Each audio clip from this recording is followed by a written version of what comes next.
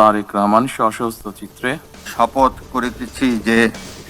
করিতেছি যে গত 17 ফেব্রুয়ারি প্রধানমন্ত্রী হিসেবে বিএনপির চেয়ারম্যান তারেক রহমান দায়িত্বভার গ্রহণ করেন।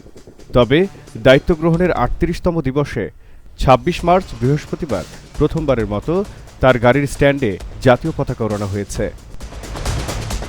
মহান স্বাধীনতা ও জাতীয় দিবস উপলক্ষে এদিন ভোরে সাভারে জাতীয় স্মৃতিসৌধে পুষ্পস্তবক অর্পণ করতে যাওয়া আসার সময় প্রধানমন্ত্রীকে বহনকারী গাড়িতে জাতীয় পতাকা উঠতে দেখা যায়। এছাড়া এদিন প্যারেড অনুষ্ঠানেও জাতীয় পতাকাবাহী গাড়িতে আসেন প্রধানমন্ত্রী।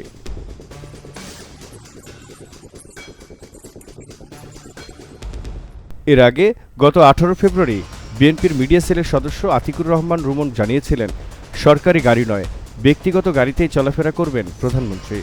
প্রধানমন্ত্রী নিজের গাড়ি, নিজের চালক ও নিজের ক্রয় করা জ্বালানি ব্যবহার করবেন।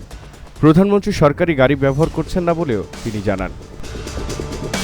প্রধানমন্ত্রীর গাড়িতে প্রথমবারের মতো জাতীয় পতাকা ওড়ানোর খবরটি সংবাদ মাধ্যমে এলেও কী কারণে প্রথম ৩৭ দিন তার গাড়িতে জাতীয় পতাকা ওড়ানো হয়নি সে প্রশ্নের কোনো জবাব পাওয়া যায়নি। গণপ্রজাতন্ত্রী বাংলাদেশের পতাকা বিধি ১৯৭২ সালে প্রণীত হয়। পরবর্তীতে সময়ে ওই বিধিমালা সংশোধিত হয়েছে।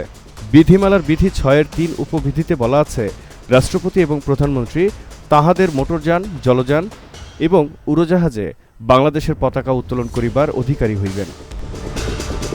বিধিমালার বিধি ৬-এর ৪ উপবিধিতে বলা আছে, স্পিকার, প্রধান বিচারপতি, মন্ত্রীবর্গ, মন্ত্রীর মর্যাদা ভোগদারী সংসদের চিফ হুইপ, ডেপুটি স্পিকার, বিরোধী দলের নেতা, মন্ত্রীর মর্যাদা ভোগকারী অন্যান্য ব্যক্তিবর্গ এবং বিদেশে অবস্থিত বাংলাদেশের কূটনৈতিক কনসুলার, মিশন প্রধানগণ মোটরযান ও জলযানে বাংলাদেশের পতাকা উত্তোলন করিবার অধিকারী। বিধিমালার বিধি ৬-এর ৫ উপবিধিতে প্রতিমন্ত্রী ও প্রতিমন্ত্রীর পদমর্যাদা সম্পন্ন ব্যক্তি এবং উপমন্ত্রী ও উপমন্ত্রীর পদমর্যাদা সম্পন্ন ব্যক্তিবর্গ রাজধানীর বাইরে এবং দেশের বাইরে তাদের মোটরযান ও জলযানে বাংলাদেশের পতাকা উত্তোলন করিবার অধিকারী। তবে সংশ্লিষ্ট মোটরযান ও জলযানে সম্মানিত ব্যক্তির অবস্থানকালে পতাকা উত্তোলন করা হবে।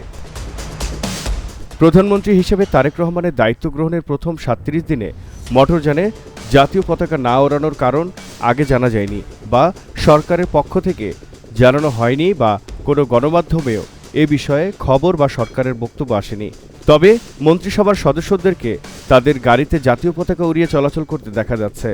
এ অবস্থায় প্রধানমন্ত্রীর গাড়িতে ৩৭ দিন জাতীয় পতাকা না ওড়ানোর কারণ সরকারের পক্ষ থেকে জানানো হলে জনমনে সৃষ্ট প্রশ্নের উত্তর মিলবে।